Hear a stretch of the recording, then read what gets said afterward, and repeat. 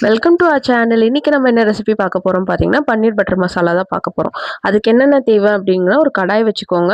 அதில பட்டர் இல்லன்னா நெய் ஊத்திட்டு, பட்டை, ஏலக்காய், கிராம்பு, ஆ பச்சை மிளகா, பூண்டு, இஞ்சி, அதுக்கப்புறம் முந்திரி, காஞ்ச மிளகாய் வேண்டான்னா அவாய்ட் பண்ணிக்கலாம். வெங்காயம், தக்காளி நீங்க ஆட் பண்ணிட்டு, கொஞ்சோண்டு சால்ட் ஆட் பண்ணிட்டு சாட்டே பண்ணிக்கோங்க.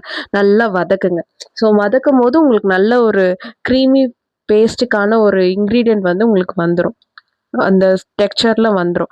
ஸோ இதுக்கு முக்கியமான கிங்குன்னு பார்த்தீங்கன்னா, இந்த ரெசிபியோட கிங் அப்படிங்கும்போது பன்னீர் தான். ஸோ அந்த பன்னீர வந்து நீங்க எப்படி சாஃப்டன் ஆக்கலாம்? எப்படி நம்ம வந்து ஹார்டாவே இருக்கு, நம்ம பண்ணா கூட ஹார்ட் ஆவுது அப்படின்னா, ஒரு சின்ன ட்ரிக் தான் உங்களுக்கு நான் ஷேர் பண்ண போறேன் இந்த வீடியோல. என்ன பண்ணணும், இது வதங்கிட்டே இருக்கட்டும் ஒரு பக்கம். நீங்க என்ன பண்ணணும் அப்படின்னா, சுடு தண்ணி எடுத்து, அந்த சுடு தண்ணியில கொஞ்சம் நம்ம கட் பண்ணி வச்சிருக்கிற அ பன்னீர் எல்லாமே ஆட் பண்ணுங்க. ஆட் பண்ணிட்டு ஒரு 10 மினிட்ஸ் விட்டுருங்க. இந்த 10 மினிட்ஸ் விடுற கேப்ல உங்களுக்கு எதுவுமே வதங்கியிருக்கும். கம்ப்ளீட்டா வதங்கியிருக்கும். ஸோ இந்த வதங்குனதுல வந்து பார்த்தீங்கன்னா, ஒரு மிக்ஸி ஜார் போட்டு ஆற வச்சுட்ட பிறகு ஒரு மிக்ஸி ஜார்ல போட்டு, இதில மஞ்சத்தூளு, காஷ்மீரி சில்லி மசாலா அண்ட் அதுக்கப்புறமேட்டு ஜீரா பொடி, சீரக பொடியுமே ஆட் பண்ணிக்கோங்க. இது எல்லாத்தையுமே ஆட் பண்ணிட்டு, நீங்க என்ன பண்ணணும் அப்படின்னு பார்த்தீங்கன்னா, கிரைண்ட் பண்ணி ஒரு பேஸ்ட் ஆயிடும்.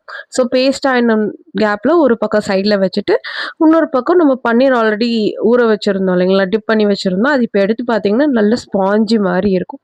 திரும்பி என்ன பண்ணுங்க, இத ஒரு பக்கம் வச்சுட்டு, ஒரு கடாய் எடுத்து, அதில நல்ல உங்களுக்கு எவ்வளோக்கு எவ்வளோ பட்டர் சேர்க்கணும்னு தோணுதோ, நான் ஒரு 3 ஸ்கியூப் எடுத்திருக்கேன். நான் ஒரு 5, 6 பேருக்கு மேல இருக்கிறாங்க எங்க ஃபேமிலி. அதுக்கேத்த மாரி 3 ஸ்கியூப் எடுத்துருக்கேன். கொஞ்சோண்டு அ காரம் ரொம்ப அவாய்ட் பண்றவங்களா இருந்தீங்க அப்படின்னா, பச்சை மிளகாவ நீங்க அவாய்ட் பண்ணிக்கலாம்.